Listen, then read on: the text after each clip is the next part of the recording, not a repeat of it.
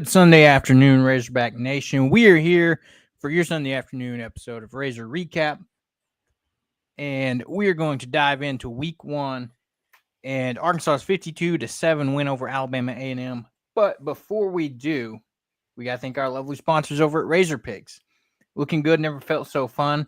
Razor Pigs is the Arkansas-born brand, bringing some serious style to the golf course, tailgate, and everywhere in between. From high-quality polos to head-turning hats, they've got what you need to rep the natural state with pride. Found it right here at home, and now run by a Razorback-loving family. Razor Pigs is where comfort meets cool, so go hog wild and shop Razor Pigs today at razorpigs.us. And football season's finally here. You got some football going on today. Another game tomorrow, but Arkansas's first game is in the books, 52-7 win over the Alabama A&M Bulldogs. Initial general thoughts before we dive into some, specifics and stats and things like that.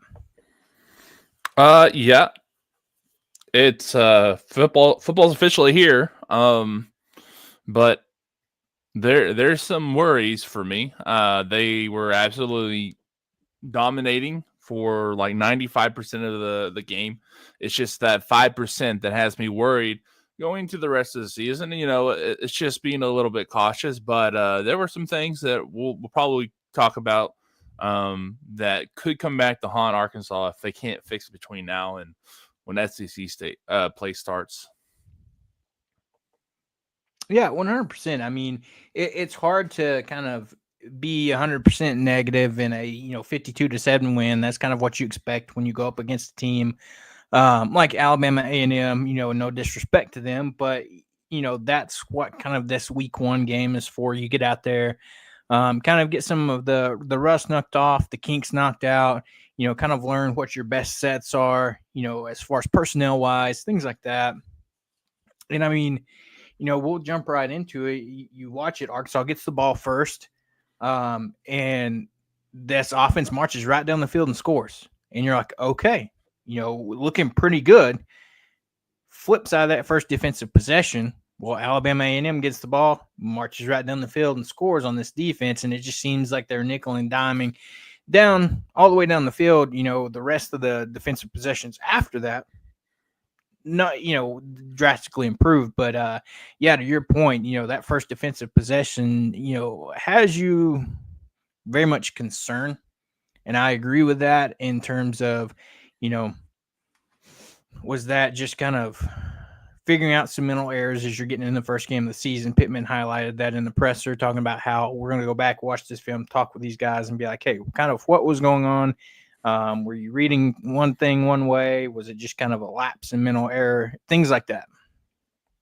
Yeah, and you brought it up a second ago. It is kind of just shaking off the rust, right?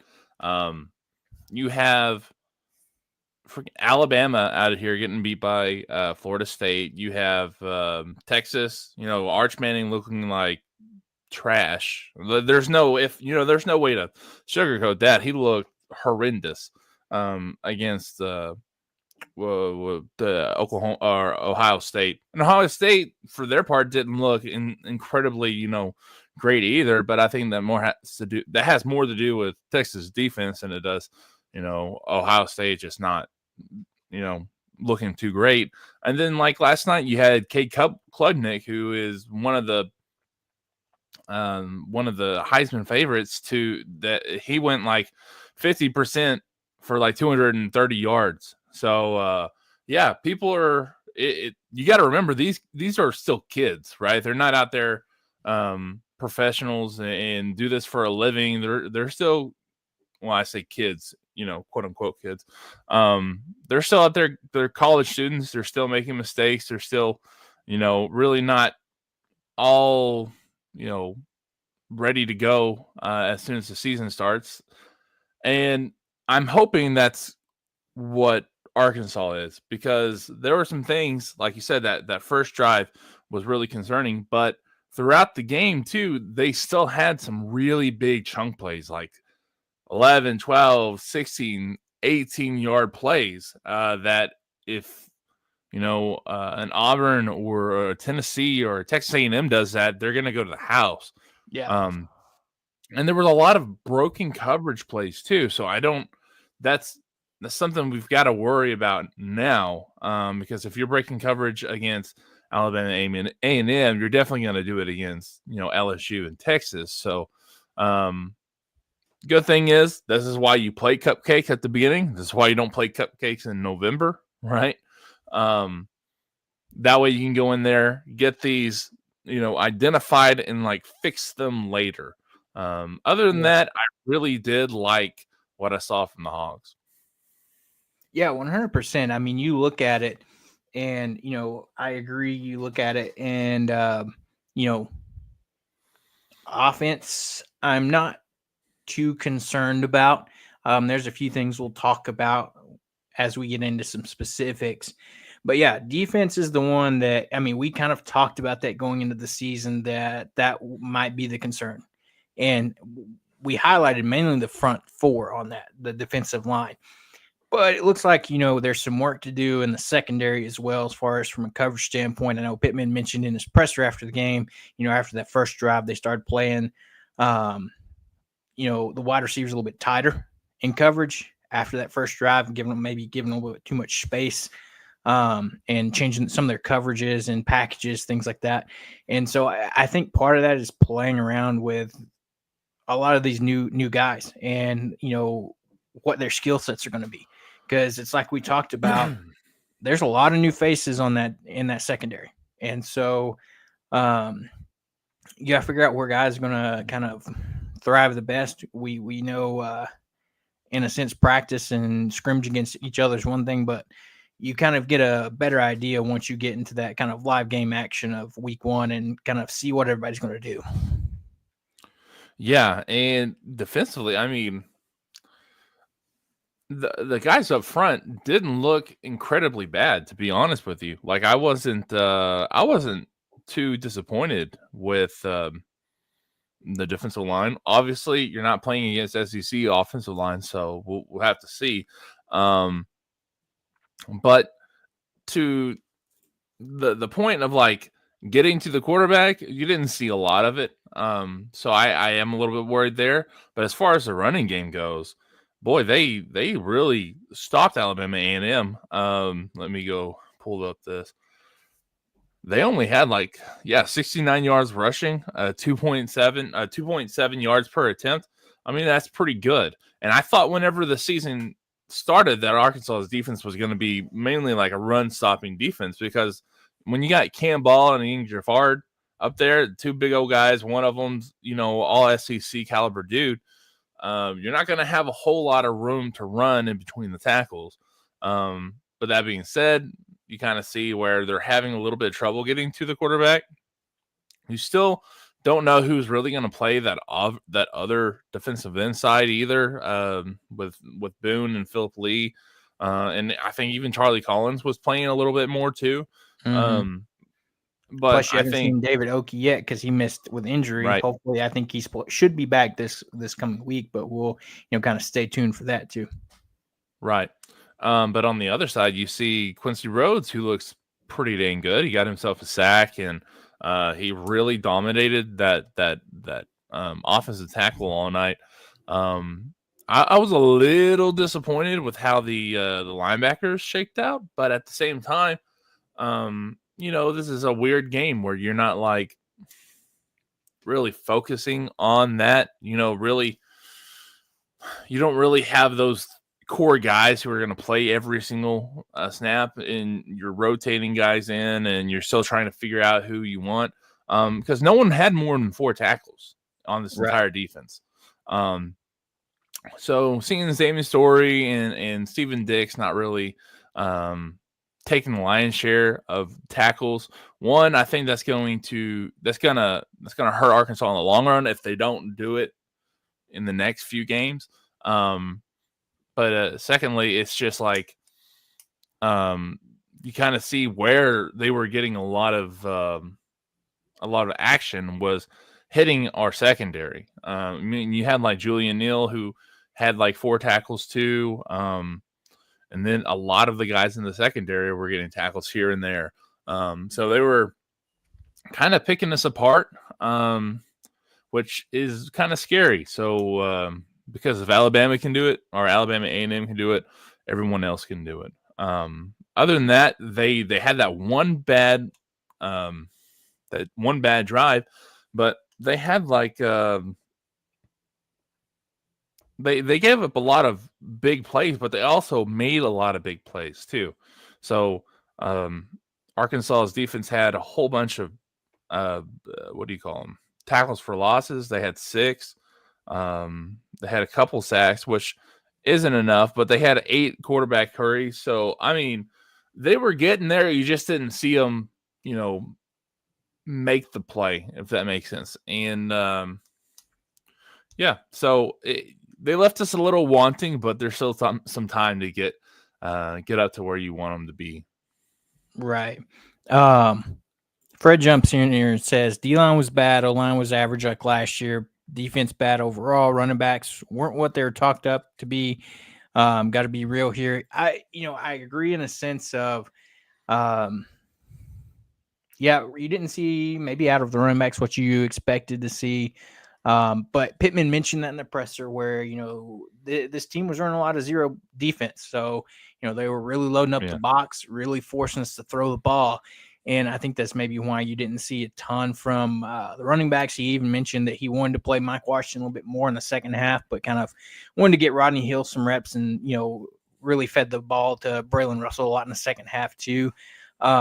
Defense, I will agree. We need to see more. This was week 1.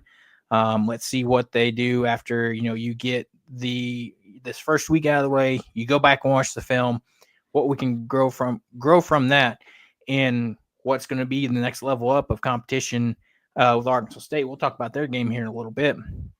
But yeah, I mean, jumping you look at the defense, like Austin mentioned, 3 guys with 4 tackles on the day.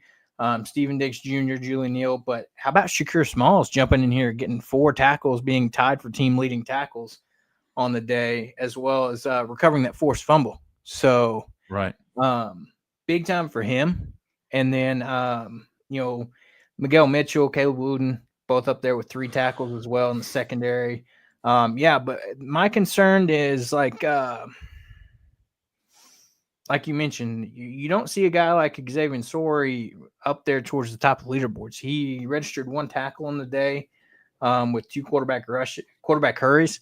But if this defense is going to be successful this year, I think you have to have Xavier Sorey up there, fighting for the team leading tackles. Right. So a little bit on the offensive line, I think they're a little bit above average. I know it might, I think you were hitting the nail on the head when you were talking about cover 0. Here's the thing about the cover 0, the people who were coming loose, or the ones that when they didn't run cover 0, it was mostly the running backs' responsibility who got loose and made things difficult on Taylor Green. I think that's a big problem. I think the running, he kind of went over and said the running backs weren't all they talked up to be. I think this is twofold. I think the offensive line is doing well pass protecting, but at the same time, they're not doing good enough run blocking. And also, the running backs aren't hitting lanes like they should be. I don't know what there was one play really early that Mike Washington had. He got like a 5-yard gain, but if he would have had better eyes and looked back, there was a huge cut lane, and he would have gone for like 30 yards. So it's stuff like that. And I think part of the reason why Arkansas's running attack wasn't good was because the offensive line wasn't doing enough there. But pass blocking, I think they look 100 times better. I was really excited with how well they looked. It was just the running backs not doing their job. Braylon Russell, he's like 240 pounds. I don't know why he's not doing a better job blocking as a running back. I don't know. That was a little frustrating for me too. I don't remember seeing Mike Washington make a whole lot of mistakes, but I did remember seeing Braylon Russell make a whole lot of mistakes in the passing passing game like that. So those are things that's got to be cleaned up, right? Those are things that if you're doing it against bigger guys, like I said earlier, it's not going to go well. But at the same time, offensive line, like I said, I think this is going to be a passing offense. Let's just be real, right? I think if you can get the running backs included in the pass, it's going to be better. But I don't know. Like, I was a little bit disappointed too with how little they could run the ball. But we'll see. If they got guys who respect our passing game, maybe we'll actually be able to run a little bit. But until then, we won't know. Right. And this, like you said, not a ton of mistakes on as far as pass blocking, like you said. You know, these guys, Pittman mentioned the twists that those defensive linemen and linebackers caught our guys a couple of times. But he also highlighted too a couple of times when, you know, Taylor took a sack, it maybe wasn't necessarily the O-line's fault, but that he's got to get rid of the ball faster. And so, you know, there's a couple of times that, you know, you can't put that necessarily on offensive line when he clearly had time yesterday. It's just he's making his reads and, you know, kind of maybe didn't make a decision fast enough. And then, you know, unfortunately had tried to make something out of nothing and didn't get there. But overall, like you said, solid day from the pass rush or pass blocking standpoint. And I think it may be one of those things where maybe right now at the beginning of the season, pass blocking, you know, is going to come out stronger. But then as the season goes, maybe your run blocking improves. And like you said, it's going to be, if you force teams to respect the pass, then, you know, that's going to open up your running game as well. Yeah, exactly. You got to have that kind of balance between them. And then whenever people don't respect you, like don't respect the pass game like Alabama A&M did, that's when you burn them. And let's be real, Arkansas did. Let's talk about one person that I'm surprised we haven't got to yet. Omega Blake. Omega Blake looks like the real deal. 100 yards, 121 yards, a touchdown, 8 targets. Here's the big one. I'm a big yak guy. 55 yards after the catch. And the thing is, he's really shifty. I was he's about really to say, you took the words right out of my mind. I was like, he's a shifty, slippery wide receiver. Yeah, and I'm super excited about that. Yeah, he looks like the real deal. The other thing is how many guys got involved in this passing attack too. 1, 2, 3, 4, 9 guys. 9 guys got to, or 10 guys got a reception. Not all of them got one from Taylor Green. They didn't all play with Taylor Green, but Taylor had like 7 on his own. That makes me think that they're going to have, like, I think they have Blake, who could be the number 1 option. But at the same time, they have guys and people open enough to where they can pick and choose who they want. So I do like that. And if they can keep Taylor Green off the ground, the offensive line, Arkansas could still do a lot of damage to the passing game. And here's one thing that, like, I know he was taking a while, but I think he was also using this more as a practice, because you could just see that he wasn't like, which makes me a little bit upset, that they just didn't look like they were like had a sense of urgency. That's one of the other things that I didn't like. But he did look like just calm, cool, collected, like he was at practice. And I think he was going through his reads like he was at practice, and, just trying to not rely on his legs, because we know he can do stuff with his legs. And that's what you saw last year whenever he played against UAPB. He ran all up and down them. He didn't, he had some nice throws, but he didn't like go through his progressions and everything like that. I think that he made an effort to not use his legs. Right. I think that's what that was. I'll agree. I mean, it was nice to see him like you said, stand in there and go with your first, second, and even third reads. Whereas last year it was almost felt like, oh, Andrew Armstrong's not open, time to run type of situation. Whereas this year, you saw him stand in the pocket, not to mention he actually had time in the pocket. That was the big thing. And, yes, we'll asterisk this that, yes, it's Alabama A&M, but still it's a nice thing to see that when he does stand in the pocket, he has the time and goes through his reads and makes the throws and connects with all these different receivers. And, for me, you mentioned Omega Blake. Fantastic. Love what he did. But how about C.J. Brown, man? Right. 4 catches, 49 yards, 2 touchdowns. Could be a big end zone guy for us. But, didn't necessarily expect that out of him. But, yes, overall, Omega Blake kind of stole the day in terms of receiving game. And, you talked about that Mike Washington play. If he would have looked and cut back another way, he would have had a touchdown. Same thing for Omega Blake. He could have had a second touchdown. There was one play that if he would have cut back left instead of right, he had nobody in front of him and would have been an easy touchdown. I'm trying to remember. I think it was in the second half. Oh, where he juked out like 6 guys? And yes. And if he would have cut back left instead of right, he had open field. He just didn't look. Well, it's kind of hard to look when you're running. I was about to say, it's easier said than done. The guy came from behind him. Yeah. Yeah. We can say, oh, he should have looked to his left. But, when you're trying to juke out guys, spin around and get out of tackles, it's a little bit tough for that. But. Yeah.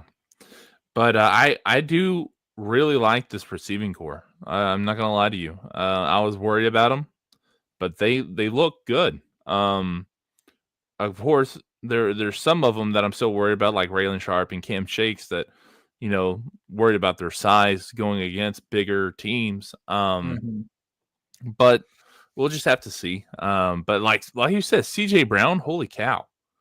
C.J. Brown looked good. Jaylen Brown looked good. Omega Blake looked really good. You know who I didn't see, though? Rohan Jones. I really wish I would have seen that, because you see Pascal he got a touchdown of all things. He is the most efficient tight end in the country, because I think I think he may have one reception where it's not a touchdown. Right. I'll have to go back and look. That's insane. But you also see Platt get a grab for 15 yards. You really want to see Rohan Jones get into this. And I don't know if it's because he doesn't I don't know if they ever call anything for him, because you look back at what's his name? Luke Hasz, who is essentially he's playing Luke Haz's position. He's the replacement for Luke Hasz. I don't know if they ever ran anything for him, I'd like more like safety valve type guys where, oh, nothing's open, let's dump it over to our tight end. Right. When you have someone who is an athlete like Rohan Jones or Luke Hasz, you want to get them into the playbook a little bit more. So I'm hoping I think that may be a Petrino thing, because every time he threw to somebody, they were wide open. There were a couple instances where he kind of threw behind a receiver, or which that's also another thing. He's got to have a better touch. Taylor Green does. When he goes out there and he's trying to get over a linebacker or put it in a specific place, he's not very good at that. He hasn't been very good at it since last year. You look at that one play against Oklahoma State, where if he had scored right there, it'd have been a touchdown and we'd have won the game. All that junk. You can't have that type of touch, right? You got to have better touch. That's all I'm saying. I hate that he hasn't been able to develop that over the last few months. Hopefully whenever he has a little bit a sense of urgency in a game like this one coming up against A-State, maybe he'll have a better touch. But just for out there, he kind of seemed lackadaisical and just didn't. I don't know. I was a little bit disappointed in some of that stuff. And I know that I'm like seeming like a Debbie Downer right? Because how can you say this about a team that just beat another team 52-7? I guarantee you they're all in the film room right now, and the coaches are 10 times worse than what I'm saying. So I don't feel too bad about being a Debbie Downer because I know what's happening in that film room right now. Hey, you gotta keep it real and talk about the negatives along with the positives. Like, yes, fantastic job, not a ton of complaints overall, but there's still some things to work on. Like you said, taking a look at Taylor Green State, 24 of 31, fantastic, 322 passing yards, 6 touchdowns. Not to mention, you guys laughed at me when I said Taylor could go for 350 and 4 touchdowns. He went for 322 and 6. So yeah, 6 touchdowns. That's a career high. That is nice. But look at the completion percentage too, 77%. That's insane. Yeah, that's good. Well, especially for him. And the way that Bobby Trino's quarterbacks look, they don't have 77% completion rates. Go look at Ryan Mallett. The dude hovered around 60% throughout his career at Arkansas. So having someone that can be a little bit more accurate, plus those 6 touchdowns, if Taylor Green gets 2 more touchdowns in this next game, he's already halfway to his season total from last year. Right. And that's the thing too. Fantastic day for him. The 2 things that, like you said, we need to see improvement is I want to see him have a little bit more touch on the ball when, if you're, like you said, kind of tossing over a linebacker or, you're trying to hit your running back over in the flats. How many times, or we saw it a handful of times yesterday where whether it was Braylon Russell or Mike Washington where, he tried to just, dish it to him in the flats and it wasn't necessarily accurate and they couldn't make the catch. So I want to see that improvement there. And the only thing I didn't get to see yesterday that I was hoping we'd get to see is there was no really dialed up, like, let's take a shot downfield. No huge deep bombs. And I wouldn't be surprised if they're kind of trying not to open up the playbook too much in this first game. But, that's what I'm kind of used to seeing Bobby do is, hey, let's try a deep shot downfield. Taylor, we know he's got the arm. Didn't necessarily see that yesterday, but I'm not too worried because we know that they'll dial up some things as we get into the season. But this was game 1. You don't want to open too much of your playbook in week 1 against Alabama A&M where you can kind of run some multiple plays over and over again and kind of feed different guys and get the job done. But, I mean, fantastic job for game 1 for Taylor. Couple of things to improve upon. The only thing that I want to see different, I mean, Pittman mentioned he wants his guys to play football in the press conference, but there was a couple of times yesterday that I thought Taylor maybe took some unnecessary hits that didn't need, especially when you're trying to get the first down. There was that one in the first half where, it almost looked like he could have fumbled the ball after taking that big hit.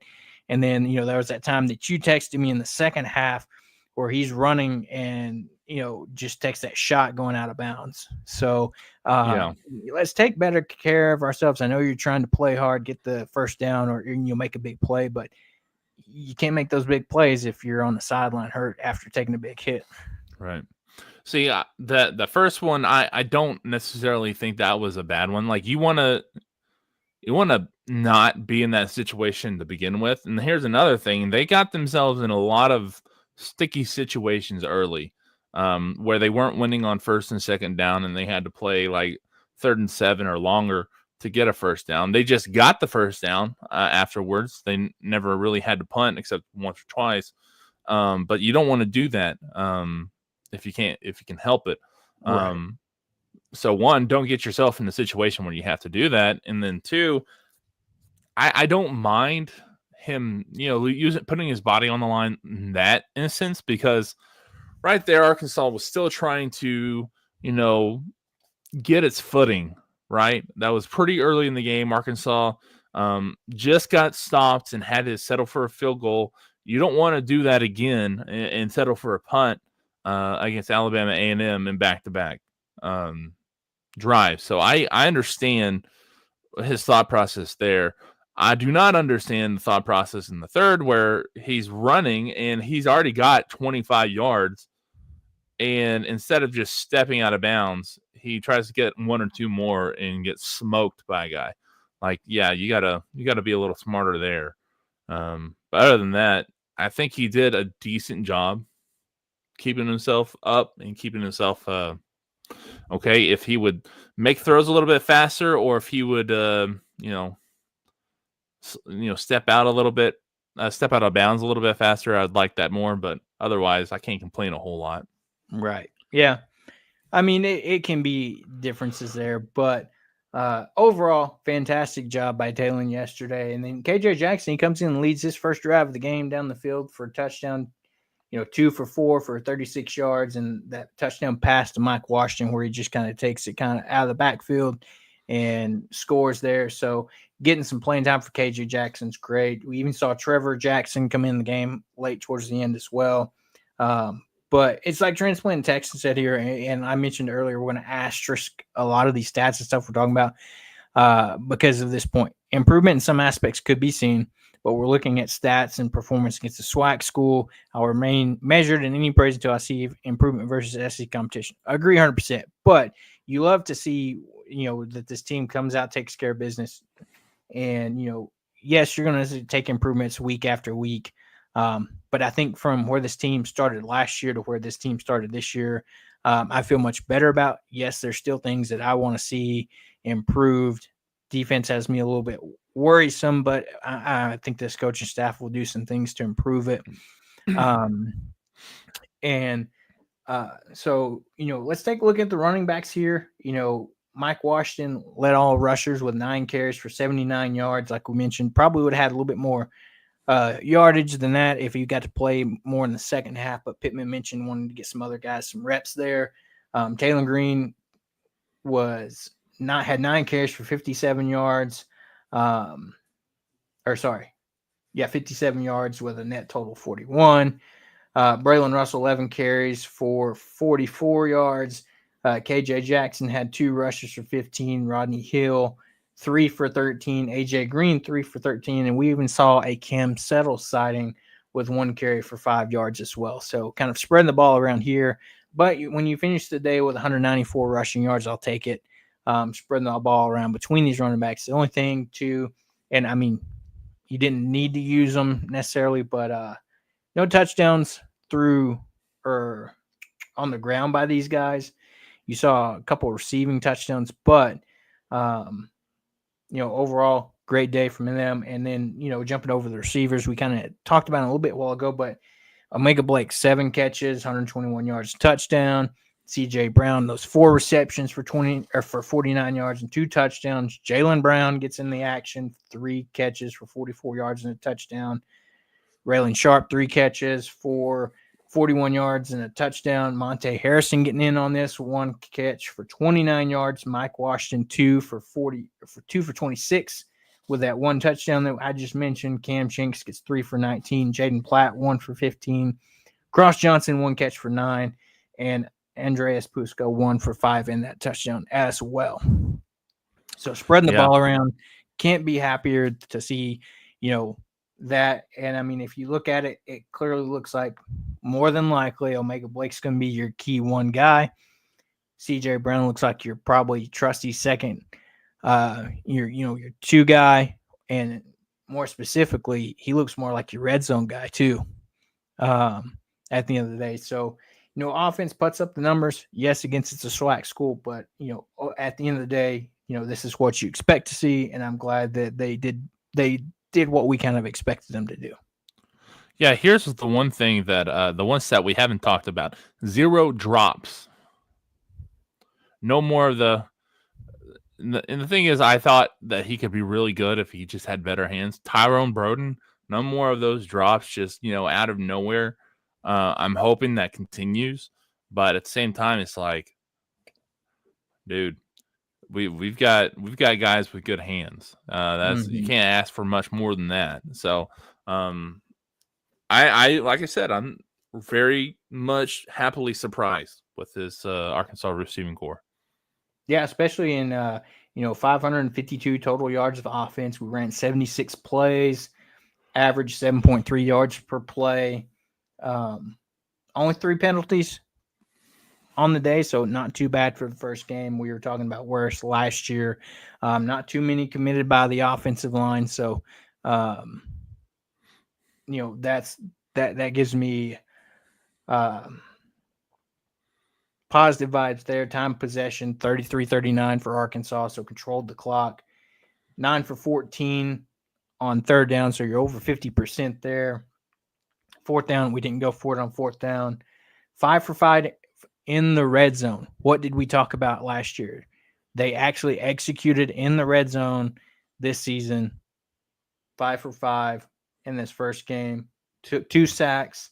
7 for 7 on the PATs, 1 for 1 on the field goals.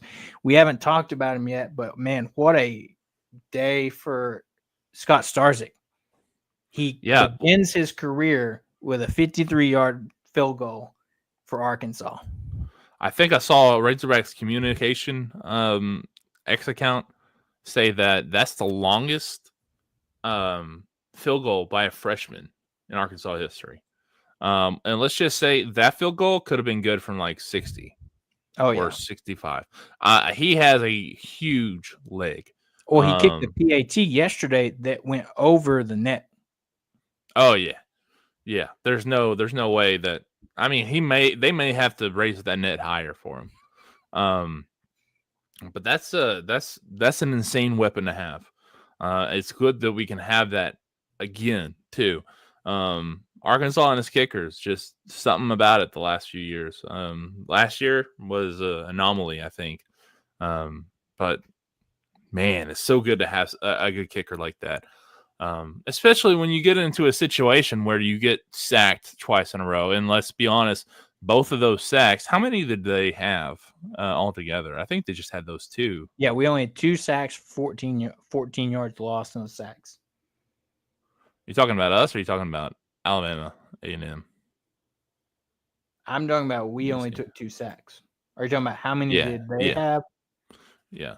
So we had those 2 sacks back to, well, the first one wasn't really a sack. They attacked a mesh point and they played it very well. Whoever that number 0 is for Alabama A&M, he's gonna do some damage this year. Let's just be honest.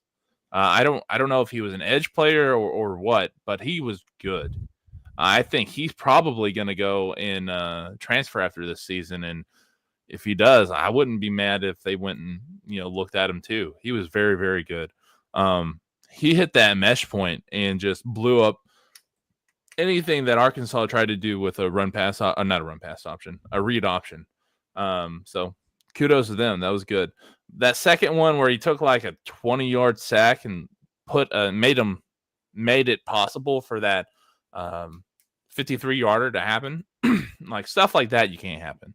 Right. Can't let it happen. And he held on to the ball a while, No. I think that's when they went 0 blitz and they had one guy just run free, and it was that number 0 again. And that like you gotta be able to read that's what's happening, and 1, either make a move and get out of the way, or 2, dump it off, because you're gonna have a hot route somewhere. Right. Yeah. I mean, but yes, this is that Razorback communications page you talked about. This marked the 5th consecutive season that a Razorback kicker has made a field goal of 50+ yards. So to see him be able to do that is fantastic in the opening weekend. This wasn't the same pressures you'll get if you're have a potentially game-tying or game-winning kick in the SEC, but to see him come out at the beginning of the day, and his first game, and just bang one through from 53 yards, hey, I'll take it. But a lot of good things there to see. It's like Transplant Texan says here, check mark offensive stats inside the red zone, check mark for offensive stats inside red zone that equal to touchdowns. More touchdowns than the opponent equals wins. The defense remains sus. I agree. We need to see improvements there, but you liked what you saw from the offense. And I think this may be one of those seasons where I mentioned before could be a prototypical Petrino type of team where you have the offense that can score.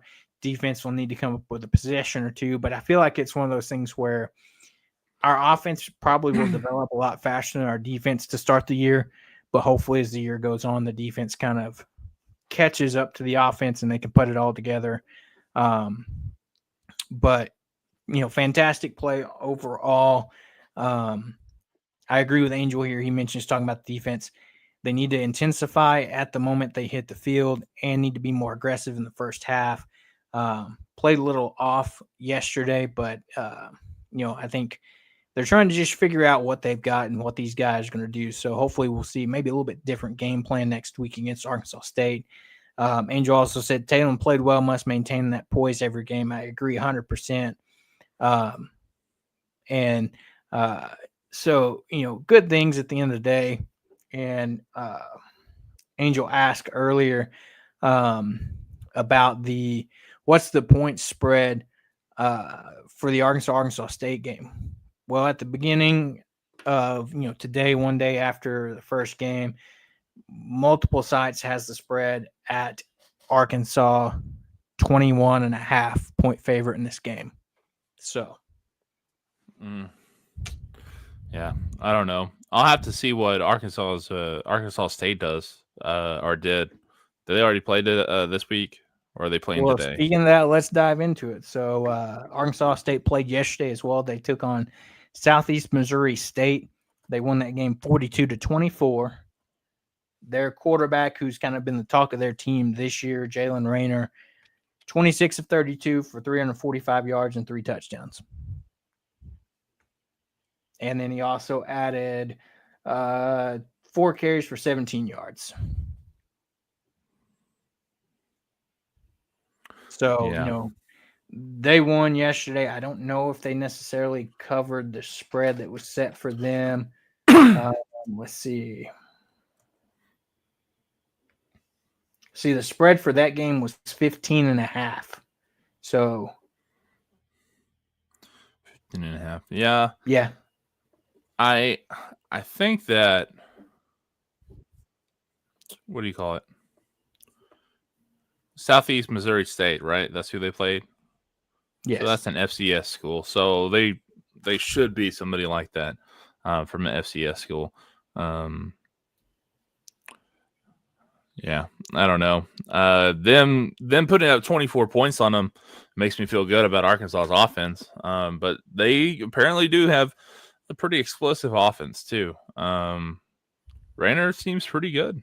345 yards, quite a bit. Yeah, Angel says they got a good offense, but no defense. Yeah, which that means I don't know about that 21 point spread. Maybe whenever we get to it on Thursday, I might have a better idea. Yeah, and it could shift between now and then too. With Arkansas not having a great defense, it's hard for me to say over on that. Right. But I think it'll probably be by two touchdowns, if not, 2 touchdowns and a field goal type of game. And they had 6 guys with more than 1 reception as well. Angel says SEMO and Alabama A&M were equal to talent and physicality. Transplant Texan said, sounds like Arkansas State could be a shootout. No solid defense on either side. Could be, unless, our defense it's like Cam Ball said in the press conference. It took them getting hit in the mouth once to wake up. And, kind of after that, you saw the defense kind of lock in and for the rest of the game. So hopefully they can lock in at the beginning of the game and not kind of have to take one of those situations where you get scored on and be like, oh, crap, time to get it together. But yeah, you look at it. So they had, Chauncey Cobb, 5 receptions for 85 yards. Corey Rucker, 2 for 59 and a touchdown. Hunter Summers, 2 for 54. Jalen Benelli, 4 for 45 and a touchdown. Jaquez Cross, 5 for 33 and a touchdown. And then the other guy that had multiple catches was Tyler Fortenberry, 4 catches for 23 yards. So handful of receivers there. Running backs wise, Devin Spencer 3 carries for 42 yards and a touchdown. Kenyon Clay 15 carries for 41 yards and a touchdown. And I mentioned Rayner had 4 carries for 17 yards with a long of 11. So he's a mobile quarterback, very similar to what we talked about with Alabama A&M. He comes in, he's 6'2", 202. He's a junior. So he's a guy to watch out for. Kind of going to be one of their probably game plans or targets to look at. But like Austin said, as we get closer in the weekend, we get to our preview on Thursday, we'll have a little bit more insight into that, and we'll see what the line does. Does it shrink? Which I'm sure it probably will, at least for now. But Angel says Arkansas has the field goal kicker, so I'll take that every day of the week. So, but overall, Arkansas gets the win 52-7. I'm happy with it. We talked about those improvements, and I think if they can, make those, Arkansas can come into this game and take care of business against Arkansas State. Go over, highlight, and like Austin said, those players in the film room are getting it much more than what the criticisms we're giving on here. But if I'm that coaching staff, I'm really looking at and replaying over and over again that first defensive possession, because that was the one that you don't want to have any repeats of this year. If you can kind of iron out what caused those mistakes, what made these players do X, Y, and Z, then get to the game plan for this week. Hopefully Arkansas sitting in a good position for Saturday. Yeah, I think so too. And apart from a few of the defensive things like the defensive line depth and whatnot, all of them are fixable. I think there were a lot of mental mistakes that happened, and I think that's why that first drive looked so bad. And then intermittently throughout the rest of the game, that also happened. I think you saw it on the offensive side too a little bit, but they were able to overcome it really well. As far as the defense, they weren't able to do that in the first half as much. Second half, they looked pretty good, but I think if they can clean up those mental things, they could probably look a little bit better heading into this game against Arkansas State. Yeah. Angel comes in here and says, mean, nasty defensive thoughts all week. 100%. Let's go get after them. Angel said, I even saw Blackstock do a spin move. So fantastic things there. So it'll be fun to see what this team does. As we kind of wrap up here, we'll look into the rest of college football. But to just give you guys update as we still got a few more games between today and tomorrow, but an update on our pick'em that we did on Thursday. Austin, you're 5-3. Hobbs is unfortunately not with us today, but he's 4-4, and I'm sitting at the top of the leaderboard at 6-2. We kind of evened out there if you look at some of the picks. Of course, one of the first ones, me picking Ohio State, you two going with Texas. That was your problem right there. Yeah. And we talked about it, and I don't want to get too much into it. And it was one game, but you mentioned at the beginning of the show, if there's not some drastic improvement, Arch Manning is definitely going to be a bust. And I think there will be improvement, but man, he just did not look good at all yesterday. Well, it may be nerves and stuff like that, but at the same time, like, okay, let's just talk about this. The SEC looks wide freaking open. I mean, the only one that looked remotely impressive yesterday was LSU, and their offense. Well, let's look. Clemson didn't do a whole lot on defense to stop LSU. They played sound defense. They didn't go and create sacks. They didn't create a whole lot of pressures. Their secondary was pretty dang good, but they weren't able to move the ball against Clemson like they want to. Right. Their defense looked good. I don't know how much of that was their defense or how much just Cade Klubnik sucked yesterday. I don't know. So even then, they were the best looking group out of everyone in the SEC. Then you have Alabama getting their teeth kicked in by Florida State, who went 2-10 last year. Like, oh my god. Right. Then you have Tennessee, who looked pretty good, but they played Syracuse, so you don't really know. It's wide open, dude. And if Arkansas can get to Notre Dame and be 4-0, they may be at the top of the SEC by that point. Right, because if you look at it too, Missouri wins 61-6, but it was UCA. Auburn took care of business against Baylor. They could maybe be a little bit surprised this year. I think Baylor kind of got shafted too a little bit, but that's just me. Georgia takes care of business against Marshall. Like Austin mentioned, Alabama getting upset by Florida State, not looking great. Florida takes care of business. They played Long Island University. Okay. Oklahoma beats Illinois State. They got a test next week with Michigan. Texas A&M was having some trouble there for a little bit with UTSA. Ended up winning that one 42-24. All right, Ole Miss. Yes, they win 63-7. But Austin Simmons didn't have the best debut. Yes, he threw for 3 touchdowns, but he threw 2 picks in the first half of that game. So, we talked about that. That's going to be a learning for him. And hopefully that's something we can take advantage of. As we go through the rest of the league, Tennessee 45-26 over Syracuse, Mississippi State 34-17 over Southern Miss, Kentucky 24-16 over Toledo, and Vanderbilt rounds out the rest of the SEC 45-3 over Charleston Southern. And at the moment, South Carolina holds just finished 24-11 victory over Virginia Tech. Yeah. Okay. Let's just say let me pull up the stats for this because I am a Lenore Seller hater, right? I just don't understand the hype. I think he's like a KJ Jefferson 2.0. Hang on a second. 12 of 19 passing, 209 yards, 1 touchdown, no interceptions, 13 carries for 24 yards and a touchdown. He also got sacked in the end zone for a safety. Yeah, I saw that.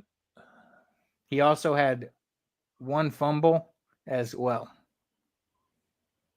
Yeah, if you can't do better than that against Virginia Tech, then I'm sorry, you're not in the Heisman race.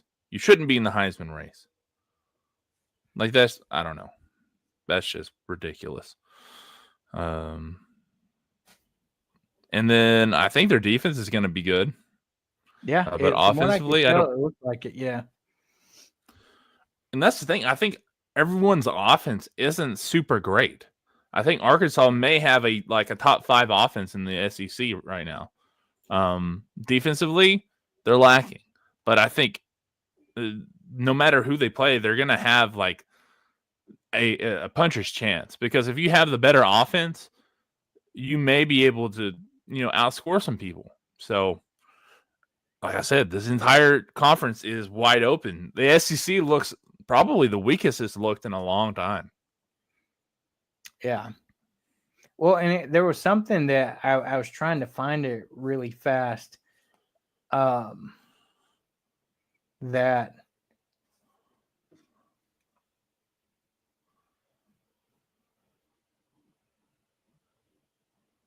our friends over at that SEC podcast, SEC Mike, said yesterday that I was like, very interesting. And it could be true, but he said, where'd it go?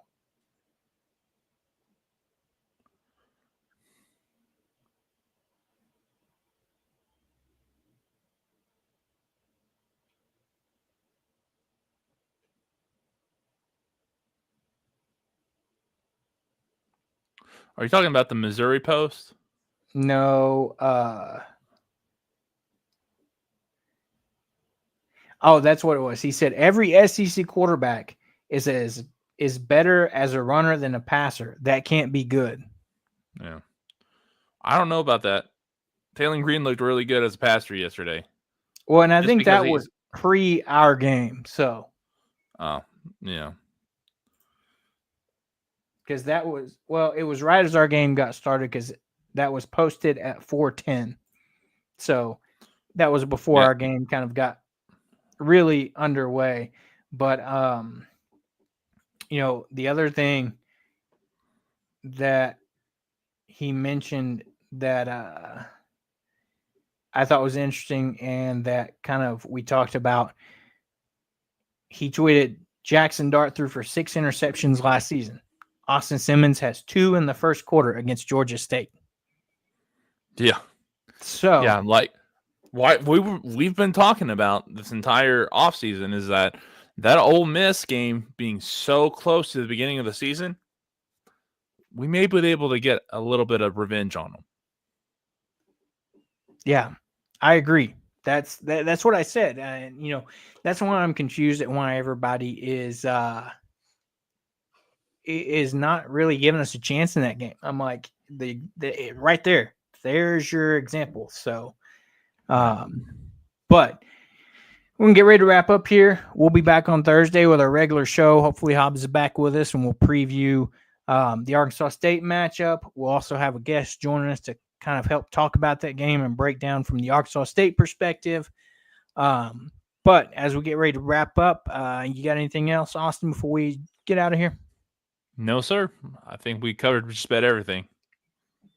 I agree. Fantastic week 1. Started 1-0. Good things there, and can't wait to see what we do this week. Can't wait to see the hype coming into this game this week against Arkansas State. But before we get out of here, don't forget to like and subscribe to the show on YouTube, Apple Podcast, Spotify, anywhere you get your podcast. Follow us across our social media outlets, Facebook, Instagram, X, whatever you want to call it. We're even over on Blue Sky. And, we're going to get out of here. Everybody have a great rest of your Sunday afternoon and have a safe Labor Day. And we'll be back at you guys on Thursday as we get ready for week 2 versus Arkansas State. It's been a good one. For Austin and myself, we're going to get out of here, and we'll see you guys on Thursday.